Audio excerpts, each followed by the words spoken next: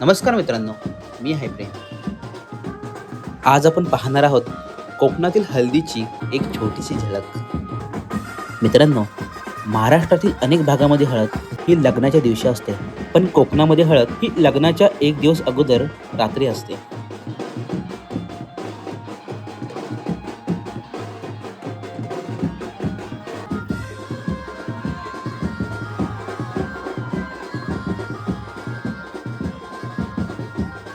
सर्वजण रात्रभर हळदीचा आनंद लुटत असतात.